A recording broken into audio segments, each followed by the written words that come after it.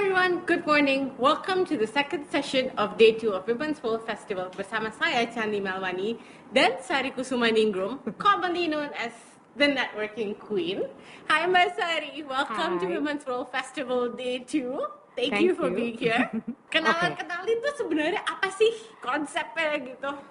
Oke, jadi selamat pagi, thank you loh. Chutney, aku sudah diajak untuk to be a part of this event. It's very important event, I think, for women. So I'm very happy to share karena sebenarnya kenalan-kenalan ini judul yang aku suka banget. Dan kenapa? Karena networking itu adalah cara kita untuk menjadi jenjang yang lebih naik lagi gitu. Kalau kita nggak kenal orang, kita nggak bakal akan dapat project, nggak bakal kita akan di-hijack gitu loh. Benar, So, ya kan? That, yes. My experience pada saat itu waktu kita sudah ketemu di grup 10 tahun yang lalu, sebenarnya I got a job because I was actually recommended by the Vice President of CNBC waktu itu. That's amazing. To actually in charge for Forbes Asia, Forbes in Indonesia. Jadi karena aku kenal, kalau kita ngomong story mengenai yang lama ya, when I was younger, I like to party. When I was younger, all the people in Jakarta know me because I like to party. That's it. That's like the best way to network, right? Yes. You're doing what you love, you're partying, you're having fun, and you're meeting people. Yes. So after that, I got a job. It's not got a job. I actually only applied for a job after I finished my studies in Holland. And then after that, since then, I never applied for a job because I always got a job from people that I knew from my party. That's the benefit of networking, yeah? Yes. Networking is basically interaction or action to other people to get the benefit out of whoever you know, to get a job, to get a business, and then of course you have to be well known. Tapi kan kadang-kadang orang ada yang malu, like very hesitant to approach someone kan, maybe because I don't know the person atau I'm not comfortable, or all the people here are like people who are known gitu, I'm a nobody misal, or like I'm a new person in that field. How do I approach someone gitu? Pasti banyak yang kepikiran kan, kita approach orang tuh gimana sih, malu-malu. That is a good question. Kenapa? Karena when the first time I started my job, I was at the time the public relations for one of the chain restaurants from Vienna. Okay. At the beginning, oh my goodness, what should I do? How should I introduce myself? So you should have your confidence, nomor satu. Nomor dua, before you meet that person, you have to have a background check. Okay. Let's say you are going to an event and then you're going to meet the president director or the ambassador, you have to do the background check. So you can actually start to build a conversation. Yeah. So what I have done when I was younger, before I go to an event, I always read the headline news. Of that koran, day. ya. Oh, dibaca koran Kompas, koran apa waktu itu ya, Jakarta Post, Bisnis Indonesia, itu saya baca. So I know what is happening in Indonesia on that day. Even if you are going to meet another person from the embassy, for instance, you have to know what is the current situation in the country. So. Jadi you can build up a conversation with them gitu. Yeah. Jadi networking is not only about introducing yourself, but it has to be, you need to have a understanding about a lot of things. Jadi kita tuh harus punya value gitu, bahwa that person is really interesting. It's not only looking pretty gitu kan, tapi ternyata nih orang banyak taunya ya. Someone gitu. I wanna continue a conversation with gitu kan. And then after that, udah begitu kenal, seperti biasa, I normally in Indonesia itu banyak sekali kita selalu kasih kartu nama ya. Yeah. Itu biasa deh, kumpulin kartu nama. Aku masih inget deh zaman dulu kayak folder. So I have now. Setelah 25 tahun berkarir ya, I think I actually can get, kalau aku dihitung-hitung tuh ya, kartu nama aku tuh ada sekitar 15.000. Can you imagine? Wow. 15,000 business card probably. So it's nothing. Kenapa? Karena aku rajin kasih kartu nama. And then when you introduce yourself, you have to look at it. Halo Bapak, this is my card. My name is Sari. Curly, inget ya Pak? So you should have your identity. Nggak bisa, my name is, sometimes those people, they are actually taking your card and then that's it. Terus abis itu pulang gak inget juga, ya kan? Ini siapa ya, yang mana orang kayak. So basically you need to have your signature look or the identity. Whether your lipstick is red, or your hair is curly, or Tapi you're harus ada gitu ya, stunning, something. misalnya you like to wear something very casual tapi ada brosnya selalu pakai bros merah, so you should have your identity That supaya dikenal. trademark Ya, signature. ya. Harus punya trademark dan memang supaya orang ingat aja sih, and you have to say nama saya Sari ya Pak, curly hair. Jadi dia, oh Sari yang curly itu ya gitu. Is that why your Instagram handle is Sari Curly? Ya. Is this the reason behind it? Jadi Ya. gampang dicari orang. Ya. So itu salah satunya sih. Nah, Mbak, kita kan zaman-zaman dulu kok ketemu orang, as you said kan, konsepnya kasih kartu nama, pergi Yeah. event. Kayaknya kan sekarang orang yang putar-putar bawa kartu nama is very jarang kan. Aduh, Yeah. gue ada kartu nama nggak ya? Yeah. Bedanya networking apa sih, Mbak? Dari 10 tahun yang lalu till, let's say, before the pandemic gitu. In a decade, how much has things changed? Iya, sebenarnya banyak sekali perubahannya. Sebelum kita COVID, sebelum terjadinya pandemik ini, if you go to an event, it is about face-to-face meeting ya. Yeah. So you have to approach and then introduce yourself, and then after that now udah attending a lot of events, and then you meet people and you talk and you build your personal relationship through face-to-face meetings. So now beda. Nah, Kenapa problemnya sekarang? di sini Iya. sekarang. Problemnya sekarang adalah dari offline ke online.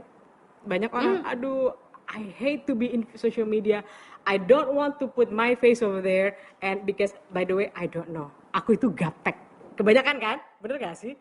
Tapi sekarang, suka tidak suka, you have to start your own social media. Yeah. At least Facebook deh. At least Facebook or LinkedIn. Instagram, oh LinkedIn kalau bisnis.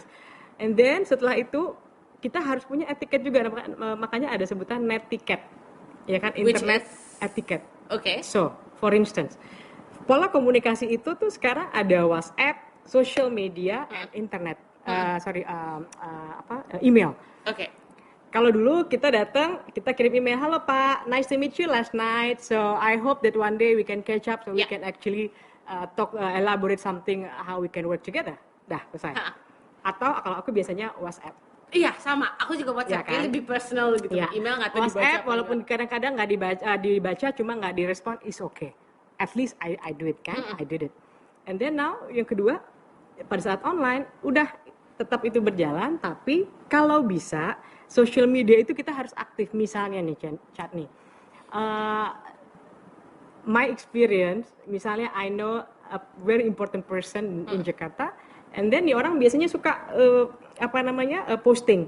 So I actually build my relationship through my Instagram and then kasih komen. Wow, Pak, it's very beautiful. Where is it? Tapi on a day-to-day basis ya. So this person will recognize me. Oh, Sari is following me. So by the time, let's say 6 months period, kalau kita rajin, itu bondnya udah dapet. Yes, bondnya udah. Tapi harus rajin.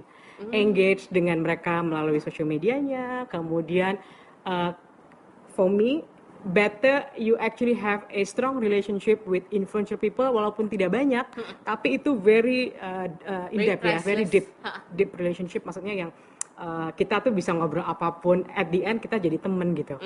Nggak bisa, oh I know so many people tapi nggak ada yang deket banget gitu. So that is very important. Aku pun nanya Mbak, kan kita kan zaman sekarang, since pandemic kan susah ketemu orang ya. Everyone is either very hesitant to go out or you contact them over LinkedIn atau over Instagram. Atau WhatsApp atau apa ya. Salah satu dari itu kan. Nah, bagaimana caranya for us to approach someone that kita tuh nggak pernah kenal gitu. Misalnya we see someone on LinkedIn, we wanna connect with them. Kebanyakan we send them a message gitu kan. You can add a note on LinkedIn. Nggak pernah di-reply, nggak pernah di-accept. Nah, itu caranya gimana Mbak?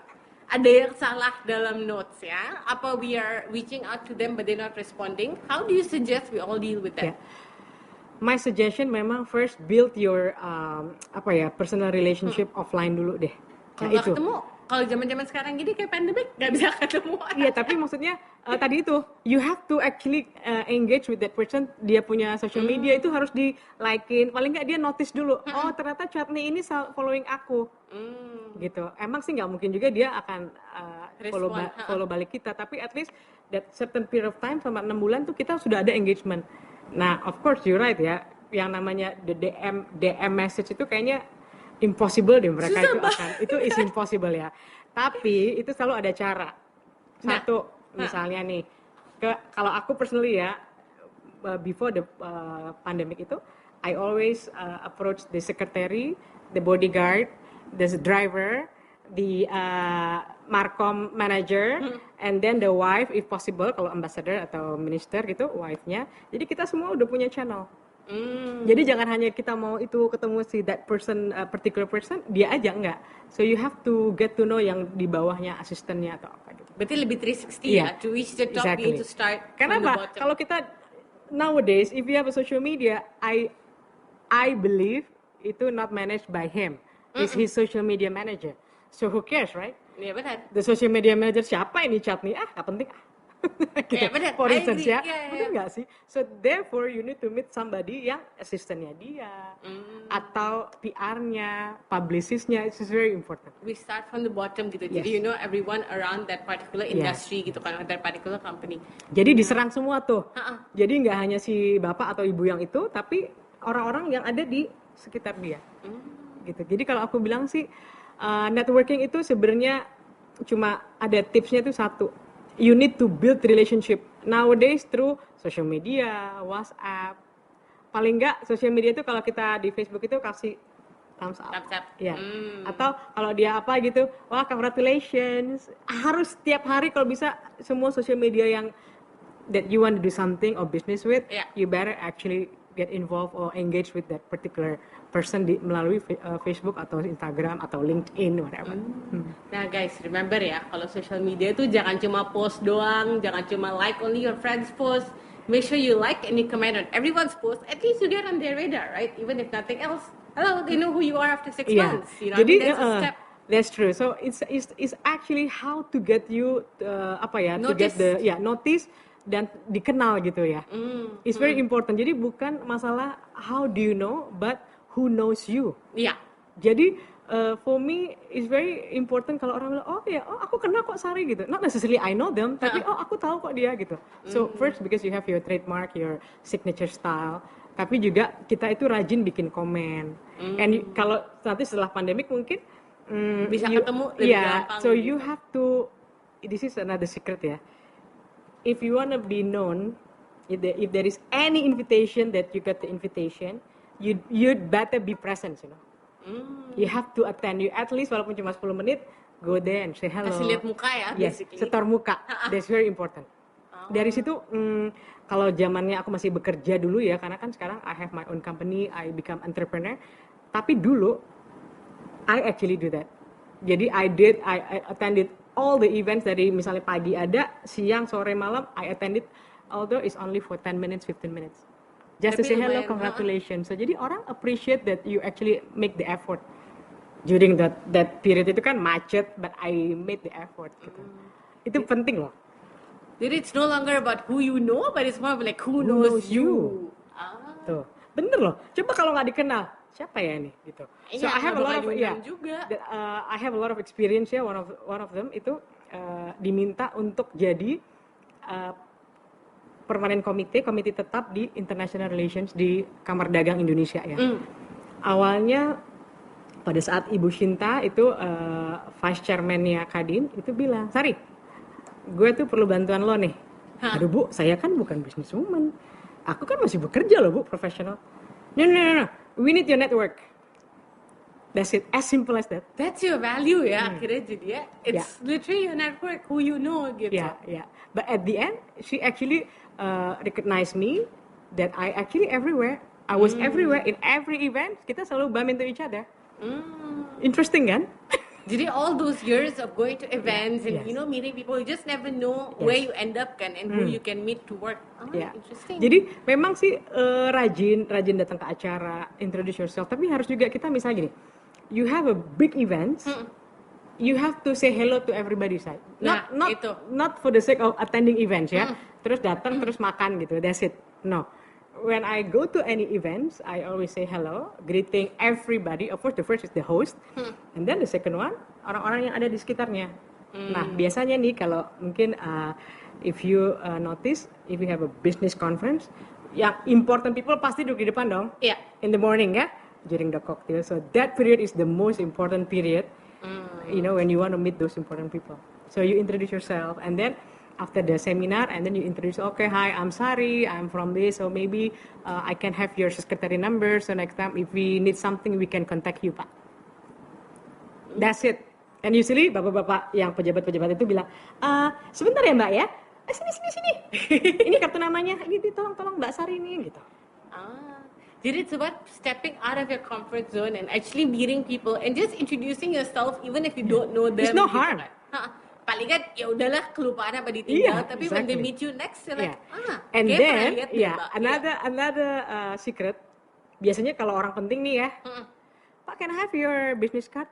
Oh, nggak punya business cardnya, lupa saya bawa.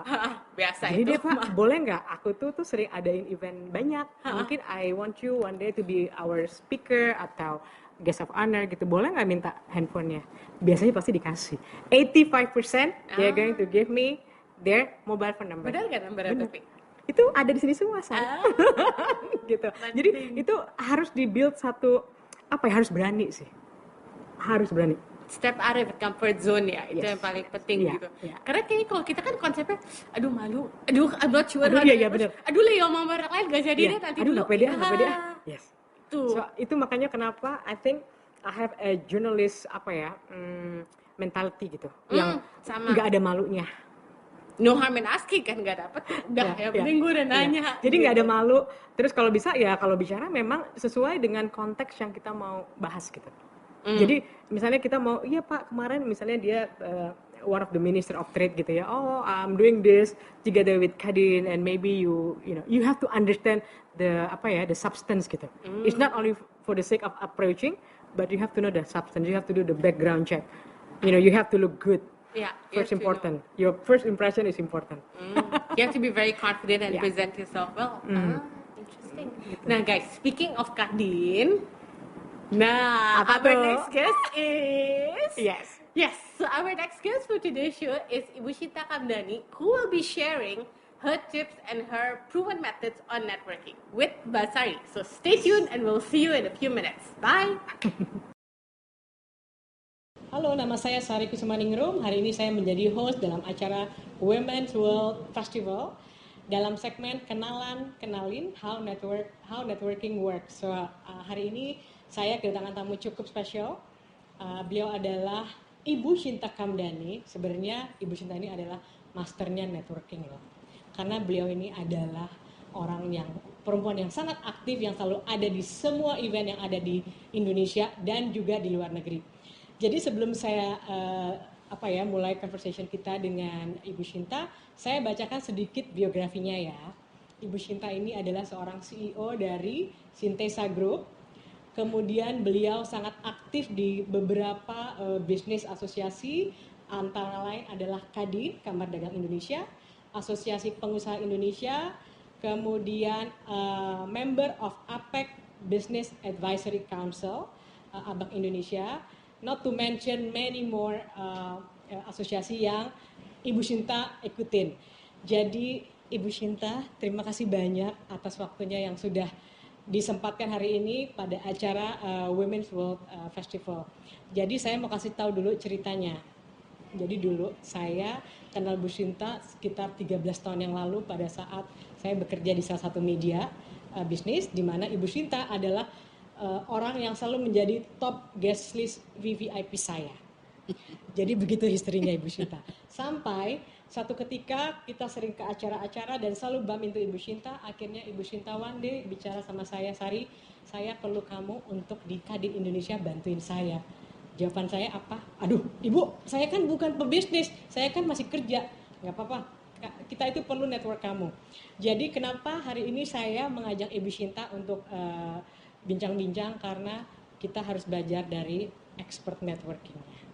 Ibu Shinta, saya perlu tahu nih Bu Shinta, perjalanan karir Ibu dari awal menjadi seorang leader di industri yang majority juga laki-laki.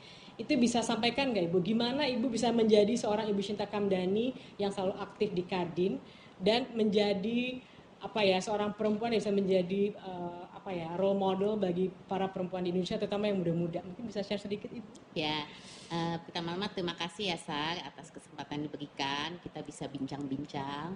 Mungkin kalau latar belakang saya ini kan sebenarnya dari bisnis keluarga ya. Jadi kebetulan kakek saya mendirikan perkebunan karet di tahun 1919 dan ayah saya membuka trading company 1959. Jadi pada waktu itu saya dari kecil sudah topik namanya bisnis itu sudah bagian dari kehidupan keluarga kami. Kalau pas lagi makan malam itu pasti bincang-bincang soal bisnis pasti saya dengerin. Kemudian saya diajak ayah saya juga ke kantor pabrik itu dari usia dini gitu. Jadi selama liburan sekolah semenjak saya umur 13 tahun juga saya sudah kerja gitu. Jadi udah terbiasa untuk masuk ke dalam bisnis keluarga dan juga saya bekerja untuk orang lain untuk mendapatkan pengalaman. Jadi saya mengawali mungkin kalau saya anggap karir itu memang dari usia yang sangat muda gitu ya. Karena bagaimanapun juga bisnis selalu menjadi bagian dari kehidupan keluarga kami. Nah, setelah saya bekerja di Indonesia, kemudian bekerja di Amerika sambil sekolah juga, saya kemudian pulang ke Indonesia dan mulai meniti karir full time di bisnis keluarga. Nah, disitulah mungkin menariknya begini, karena saya selama itu menjadi lebih sebagai pekerja ya, karyawan daripada bisnis keluarga ayah saya, keluarga saya. Nah, dari situ saya mulai mungkin berkarir dari posisi yang juga paling bawah, tapi pada waktu itu mereka tuh ayah saya terutama tidak mau saya langsung sama beliau gitu, jadi dimasukkan ke satu anak perusahaan. Kebetulan saya ingat atasan saya itu expat yang nggak peduli kamu siapa itu kamu, anaknya owner atau tidak, they don't care. Malahan kelihatannya saya kayaknya mesti kerja lebih keras lagi gitu ya. Jadi pada waktu itulah saya mulai meniti karir dan pelan-pelan bisa naik. Dan saya mulai pekerjaan saya dengan pekerjaan yang paling dasar, yaitu kerjaan jualan. Nah, kalau kamu tahu jualan itu ya full of networking. Nggak bisa kita jualan kalau nggak ada network gitu. Jadi mulai dari network yang saya ketahui, kemudian pelan-pelan membuka network. Jadi itu juga dari kotak waktu saya megang, saya ingat pekerjaan saya untuk jualan kosmetik gitu ya, door to door. Dan saya juga membina perempuan-perempuan yang sales ya, jualan setelah saya diposisikan. Jadi saya melihat dari kota ke kota. Jadi network saya itu tidak hanya di Jakarta gitu, karena saya kan harus membina juga di kota-kota lain di Indonesia. Jadi saya awalnya pekerjaan saya seperti itu, saya muter jadi tukang jualan lah kasarnya gitu ya. Terus disitulah saya mulai berkarir. Nah, setelah 10 tahun pada waktu itu kemudian saya mulai melihat saya dari satu tempat, saya kemudian pergi lagi bergerak masuk ke dalam industri yang berbeda ya. Jadi dari distribution, consumer product, saya masuk ke properti. Kemudian, nah dari situ kemudian saya lebih melihat dari cara bisnis keluarga saya gitu, dimana saya melihat kebanyakan tuh independen akan berdiri sendiri-sendiri. Nah, pada waktu itulah setelah 10 tahun bekerja, saya kemudian datang kepada ayah saya dan saya udah menyiapkan satu bisnis plan. Dan saya bilang sama ayah saya waktu itu, kayaknya udah waktunya saya punya satu visi gitu buat bisnis keluarga kami. Nah, disitulah kemudian awal lebih saya positioning lebih sebagai seorang partner daripada sekedar pekerja ya, yang bekerja untuk sebuah bisnis keluarga. Dan kemudian di situ saya juga mulai bangkit untuk mulai namanya Syntesa Group, which is consolidating many of the business yang kita sudah ada, tapi juga kita membuka bisnis-bisnis baru. Jadi kita ada 4 prime sector pada saat ini, pada hari ini. Nah, ini Ibu di sini sebagai Vice Chairwoman of Indonesian Chambers of Commerce atau and Industry atau Kadin. Ini kiprah Ibu ini awalnya bagaimana sih kok bisa Ibu sebagai Chairwoman Kadin ini kayaknya tuh sibuk banget dan di di bagian international relations kan Ibu. Mungkin bisa bicara sedikit. Jadi mungkin kalau tadi saya menyambung dari segi bisnis keluarga. Kalau di Indonesia tuh kita semua fokus di bisnis, kita kerja bisnis. Jadi siapa sih yang mikir-mikir organisasi, pemerintah segala, kita fokus di bisnis, kita mau ngembangin bisnis kita. Yang penting adalah we have to make money, kan gitu. Ya, jadi pada waktu itu saya juga mau menunjukkan kepada orang tua saya mampu kok melanjutkan bisnis keluarga dan bisa mengembangkannya gitu kan. Nah, tapi kemudian saya melihat bahwa di Indonesia ini network is not just about our own business gitu ya. Kemudian saya lihat nih gimana ya caranya supaya saya bisa lebih mengembangkan networknya, terutama ke pemerintahan gitu.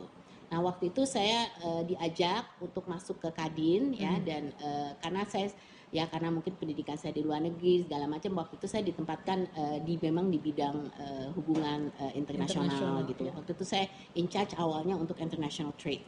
Nah, jadi itulah saya mulai belajar, itu kayak orang sekolah aja, belajar mulai lagi.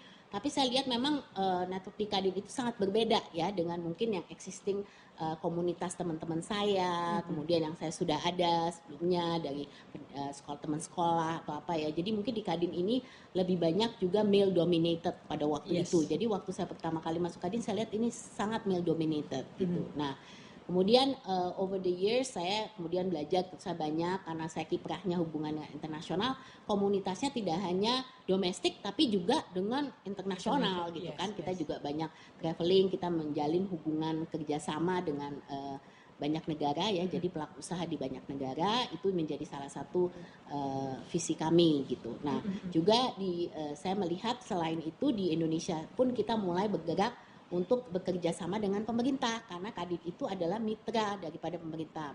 Jadi payung daripada dunia usaha di Indonesia. Nah, itulah kemudian saya mulai bergerak itu udah 20 tahun yang lalu ya. Saya udah lama juga. Jadi mulailah pelan-pelan kemudian bergerak. Nah, sampai dengan ya kemudian jaringan saya makin lama makin luas, dan yang menarik saya mulai merasa saya menemukan identitas diri saya sendiri juga gitu, karena selama ini kan kalau namanya bisnis keluarga selalu dibawa balik bayang-bayang orang tua ya.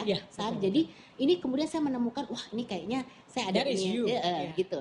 Saya juga kebetulan I'm passionate about it, saya senang, jadi jaringannya makin lama makin luas, dan ini membuka satu wawasan yang berbeda daripada apa yang telah dilakukan ayah saya sebelumnya gitu. Jadi this is a completely new paradigm gitu. Dan ini kemudian yang sampai dengan hari ini ya saya bisa paling tidak membangunlah jaringan yang cukup besar, dan ini tidak hanya di dalam negeri tapi juga di luar negeri. Nah, ini karena pemirsa kita ini kan rata-rata milenial ya Bu Shinta, mungkin bisa share sedikit nggak bagaimana sih membangun jaringan itu pada awalnya sampai menjadi nantinya ke skala internasional?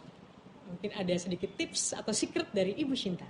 Iya, jadi apapun pertama saya melihat ya sebenarnya organisasi ini sama seperti karier di bisnis ya. Ini terutama untuk kaum perempuan. Saya ngelihat di bisnis itu kelihatannya perempuan kalau di dalam dalam workplace ya, tempat bekerja itu kebanyakan tuh mereka stuck karirnya di satu level. Kenapa? Karena masalah work life balance, kebanyakan tuh perempuan nggak sampai ke leadership position. Not because they are not able to, tapi because they don't want to gitu. Karena susahnya untuk mengimbangi work life balance tadi. Jadi mereka biasanya stuck di certain position. Jadi kalau kita lihat sama dengan di pekerjaan, di organisasi juga leadership perempuan juga sangat terbatas gitu. Karena sulit ya ini untuk bagaimana mengimbangi waktu. Nah, saya melihat satu kunci yang utama adalah untuk kita mau bergerak itu kita mesti punya keberanian dulu gitu. Jadi kita punya kemauan, tapi kita juga punya keberanian untuk mau menerobos hal-hal yang tidak terbiasa gitu ya. Jadi out of our comfort zone. Ini penting gitu. Sama aja kalau kita mau kenalan sama orang. Kan kita awalnya kalau nggak kenal ini malu juga ya, gimana nih caranya gimana cara mulainya ya. Nah, jadi harus ada satu first will-nya dulu gitu. Mesti ada keberanian untuk mau melakukan. Jadi itu satu. Kemudian di situ kita baru mulai melihat.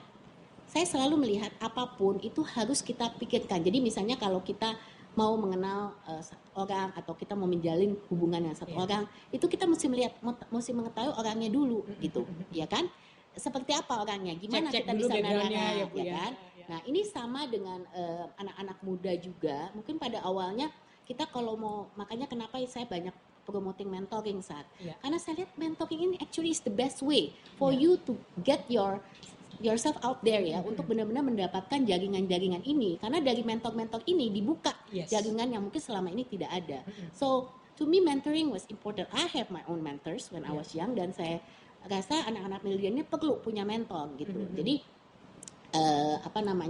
ini juga salah satu adalah identify gitu, mentor yang kemudian bisa membantu untuk membuka jaringan tadi gitu ya.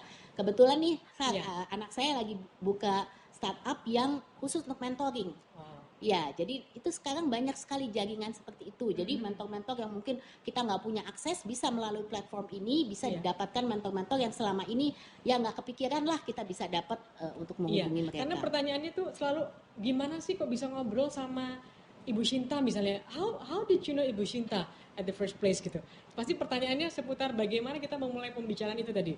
Benar nggak Bu Shinta? Jadi tadi ya seperti tips dari Ibu Shinta, kalau bisa mulailah punya confident, keberanian untuk memulai satu pembicaraan dan cek dulu background check orang yang akan kita approach gitu. Nah ini saya lihat juga Bu Shinta, Ibu ini sudah mendapatkan ya Forbes Asia 50 Powerful Businesswoman pada tahun 2012, 2013 dan 2016, dan Ibu juga mendapatkan predikat dari Globe Asia 99 Most Powerful Women selama 7 tahun berturut-turut. Itu kan satu achievement ya Ibu ya. Apakah bisa di-share gimana sih bisa dapat recognition yang sangat prestigious itu ya Ibu ya?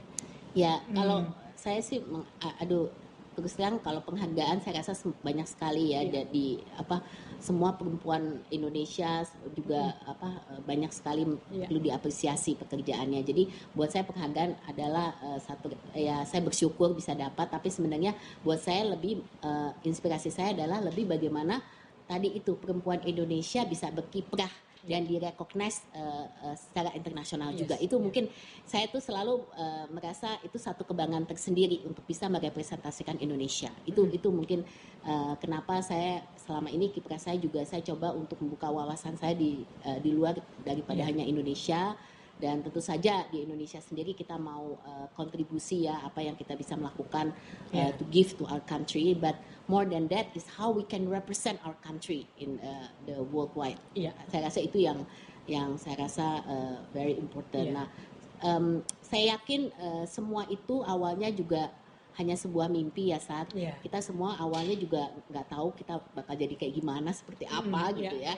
Tapi I think it's at the end of the day it's important to have that dream gitu. Karena kalau kita punya mimpi, berarti kita punya satu arah, satu goal untuk kemana kita mau jalan gitu. Jadi buat saya, I experience many failures in my life gitu, tapi buat saya kegagalan itu yang membuat saya untuk bangkit kembali dan selalu mau mencoba untuk lebih baik lagi gitu. Jadi ini yang saya rasa satu metode yang kita harus terus bina di dalam hidup kita. Memang at the end of the day, it's not just about work, right? It's not about your career gitu. It's much more than that gitu. Tapi we I think ourselves need to see apa yang penting di dalam what is important in our life.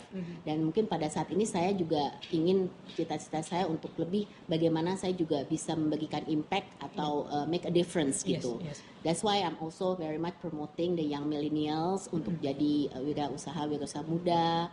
Kemudian saya juga sampai hari ini mencoba untuk menggerakkan network yang lebih luas untuk mereka supaya akses mereka tidak hanya di Indonesia tapi di luar negeri juga mereka bisa dapatkan. Nah ini Ibu Shinta pada saat COVID ini ya Bu ya, pandemik ini yang tadinya networking secara offline pindah ke online. Ini saya lihat Ibu Shinta ini sangat aktif ya di semua event, webinar, Zoom meeting pasti ada Ibu Shinta. Ini Ibu punya sedikit share nggak itu bagaimana sih network di online pada saat pandemik Ibu?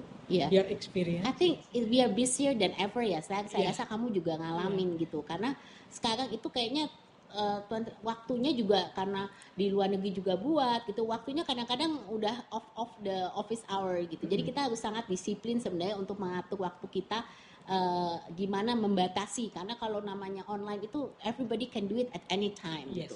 Biasanya ya saya juga pilih-pilih gitu ya, tapi at the end kan kita harus terus, nggak bisa berhenti hanya karena COVID terus kita nggak networking lagi gitu, karena COVID kita nggak bisa ketemu orang, kita stop, nggak mungkin gitu. Itu kan harus berjalan. Jadi sekarang kita sudah adaptasi dengan kebiasaan baru ini ya, dengan cara networkingnya adalah melalui Zoom. That's the way we're going to do it gitu. So we have to be adjusted to that gitu ya, dan ya kita mesti melihat bagaimana memaksimalkan gitu dengan jaringan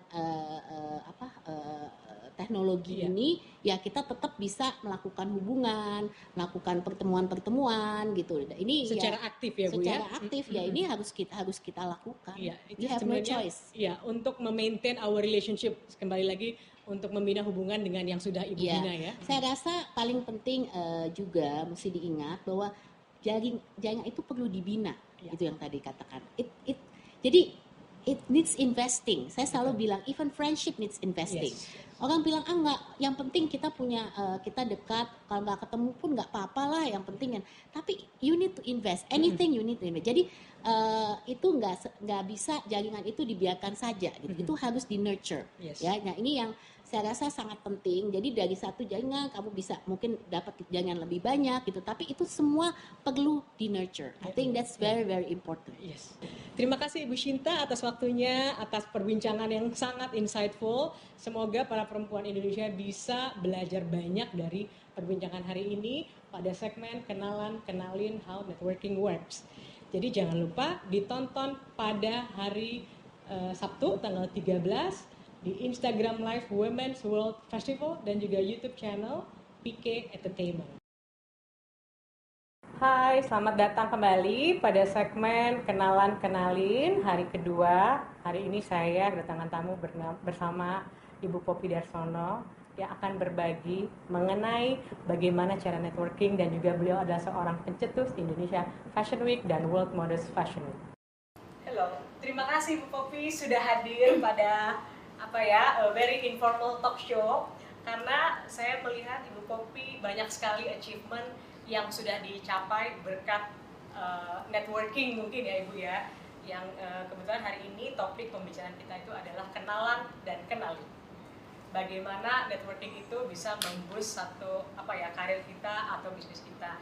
Jadi ini sebelum kita mulai, saya bacakan dulu biografi Ibu Poppy ya. Ibu Poppy ini adalah seorang fashion designer, kemudian juga seorang politikus, dan beliau sangat aktif di beberapa organisasi fashion seperti APPMI, Asosiasi Perancang Mode, Asosiasi Perancang Pengusaha Mode Indonesia, Asosiasi Perancang Pengusaha Mode Indonesia, dan juga aktif di Kadin.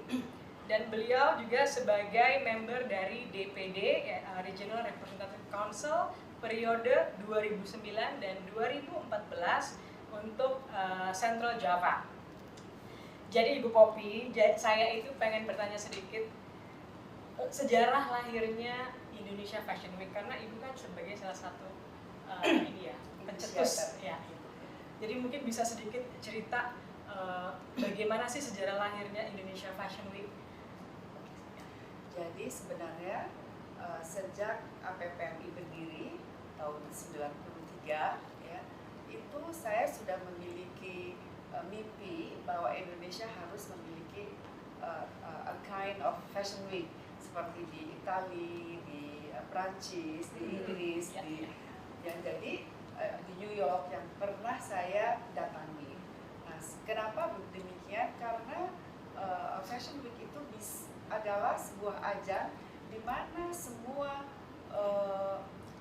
supporting fashion industry itu bisa saling memamerkan produk-produknya, sehingga ada interaksi di antara supporting fashion industry itu, dan orang kalau datang ke situ akan langsung bisa mendapatkan apa yang diinginkan untuk mensupport perusahaannya. Nah, baru setelah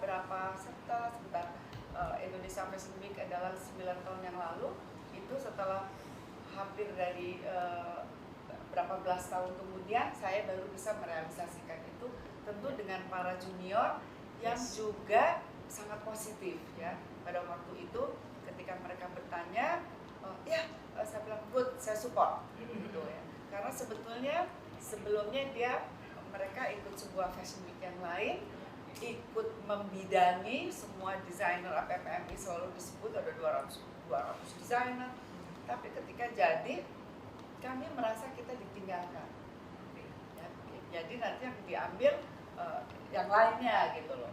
Nah akhirnya kita rapat, ya udah kita bikin sendiri karena toh yang memiliki desain kita yang memiliki, kita adalah sebuah asosiasi di mana semua subsektor dari unit usaha fashion ini ada di situ. Nah, jadi kita jadikan. Berarti Ibu Poppy ini memiliki banyak sekali network dengan channel dengan semua fashion designer ya Bu ya. Tapi kan itu challenging bagaimana mengumpulkan.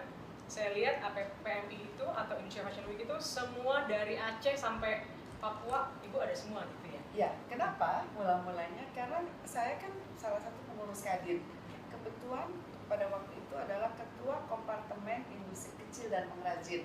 Makanya untuk semua craft saya ciptakan Rumah Indonesia di Lebak Bulus pada waktu itu, di mana ada 500 pengusaha dari seluruh Indonesia di berbagai, ada 9 subsektor, ada kulit, ada kayu, ada rotan, ada perhiasan, tekstil, ya itu ada di situ semuanya. Nah yang untuk fashion APPMI saya masukkan dia sebagai anggota Kadin karena namanya Asosiasi Pengusaha Perancang Mode, ya, Asosiasi Perancang Pengusaha Mode. Jadi dia harus seorang perancang tetapi juga yang memiliki usaha. Jadi bukan perancang dan pengusaha, berarti kan beda. Enggak, harus satu orang. Mengapa demikian? Karena saya ingin perancang ini kalau kita kasih advokasi itu akan menguntungkan dirinya sendiri, bukan perusahaan di mana dia bekerja. Ya, oke. Dan untuk bisa jadi anggota Kadin itu minimum harus ada 5 provinsi. Itu persyaratan.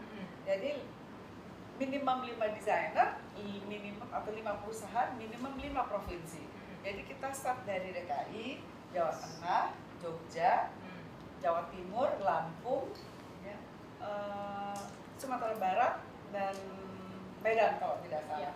Sekarang udah jadi 16 provinsi setelah perjalanan 23 tahun ya, dari tahun 93 gitu ya. Jadi, nah kenapa bisa demikian? Karena begitu di sana saya kontak Kadin di provinsinya, bisa nggak dibantu ini mau bikin ini, mereka pasti dengan senang membantu. Jadi sebenarnya Ibu punya network itu sangat penting ya Ibu. Dan saya harus bilang itu startnya dari Kadin. Jadi Kadinlah yang menggiring saya atau mengawal saya untuk menjadi seorang pengusaha yang memiliki network, yang mempergunakan network itu untuk membangun usaha bersama, khususnya APPMI di sini. Karena saya kebetulan juga pernah jadi ketua umum AMI, Asosiasi Apparel Manufacturing Indonesia. Itu juga kita menciptakan, saya juga yang mendirikan.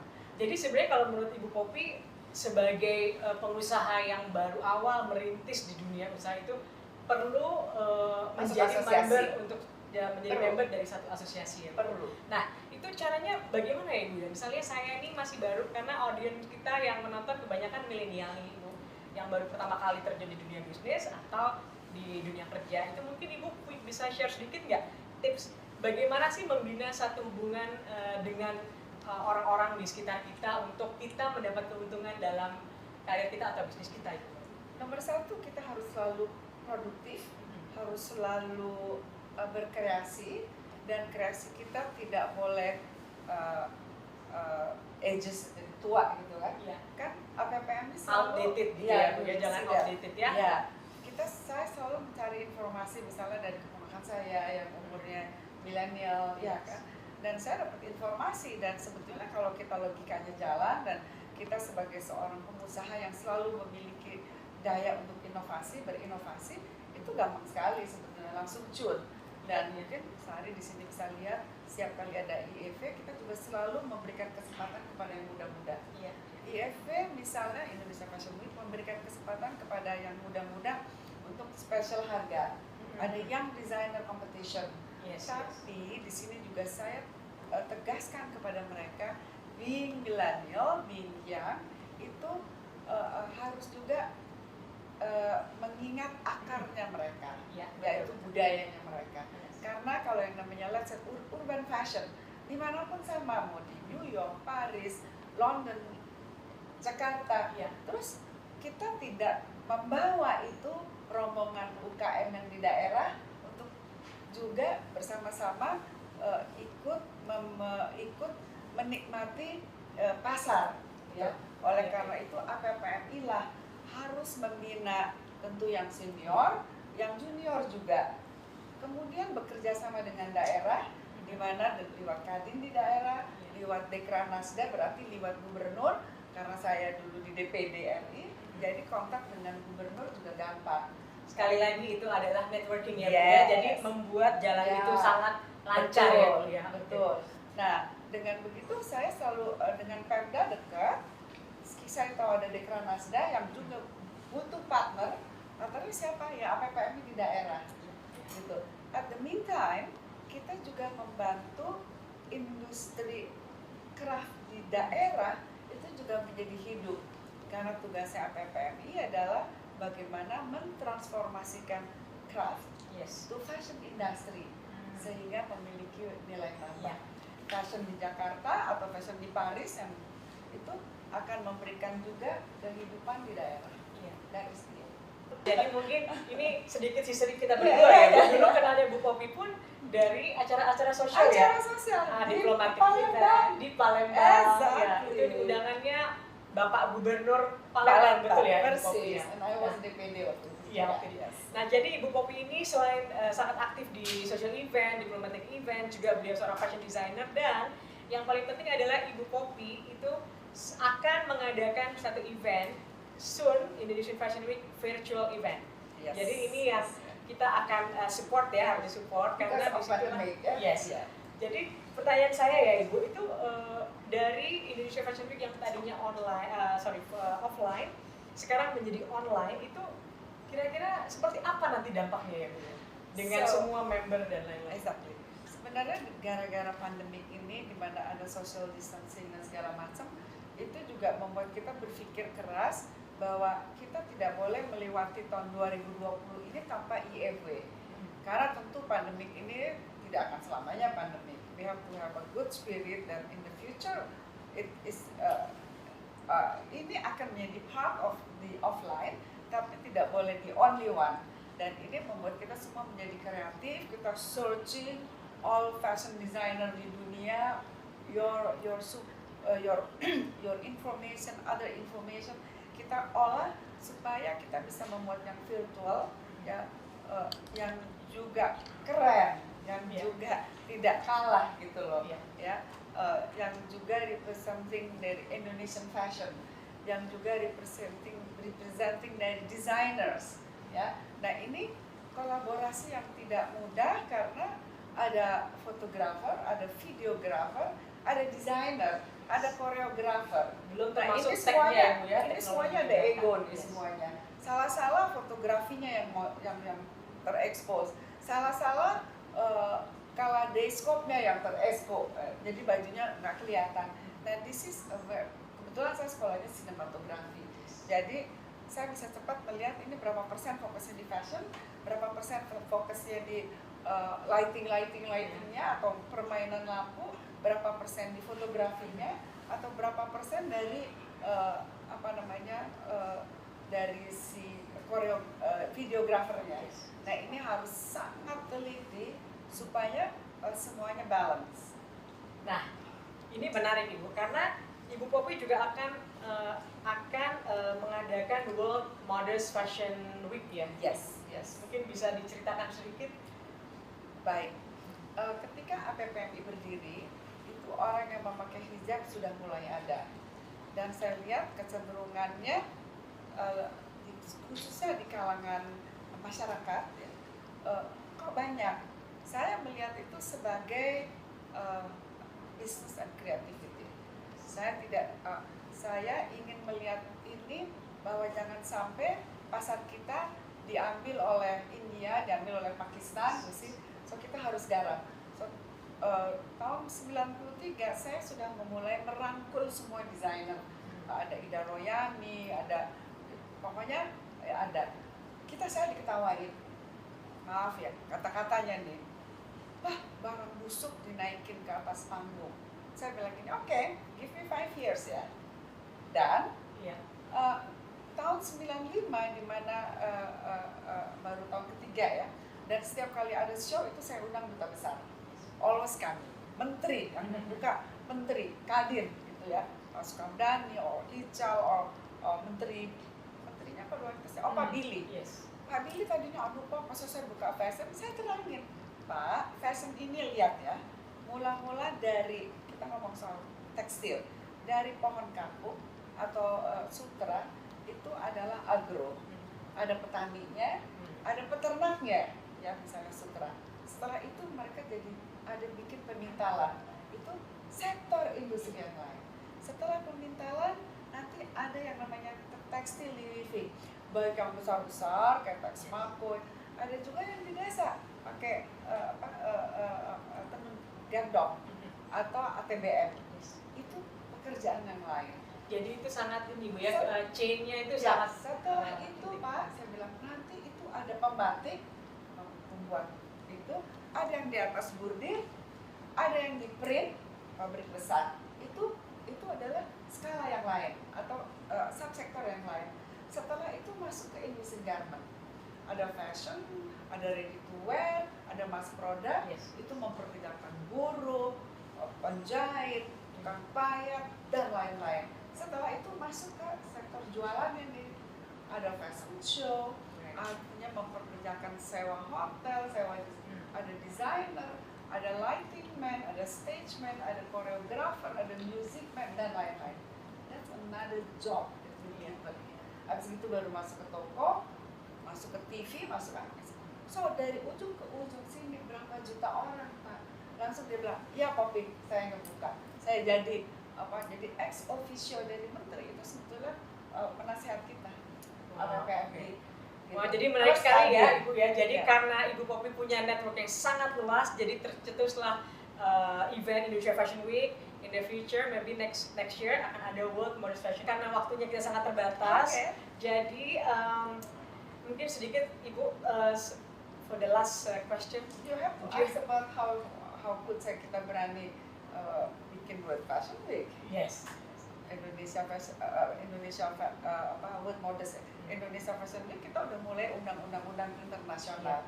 Dan itu cara mengatur, membuat di mana tidur, menghandle tiket segala macam sampai akhirnya saya mampu membuat para embassy untuk jadi sponsornya. Kalau terus-terusan kan kita bangkrut juga ya. Nah dari sini kita berani untuk mengundang World Modest Fashion Week dan we invite beberapa ambassadors, kita roadshow dan all are supporting. Jadi Ibu Poppy ini adalah pencetus World Modest Fashion Week, di mana tahun depan akan diadakan Fashion Week khusus untuk modest fashion, di mana kita mengundang beberapa fashion designer dari luar negeri. Jadi Ibu Poppy, mohon maaf ini waktu sudah terbatas, jadi I really want to thank you for your time. My pleasure. Such an honor to have you here. I hope that you enjoyed the segment with Ibu Shinta Kamdhani dan Ibu Poppy Darsono. Jadi bisa ditonton tayangan Instagram Live sampai jam 6 sore hari ini dan juga di YouTube channel PK Entertainment.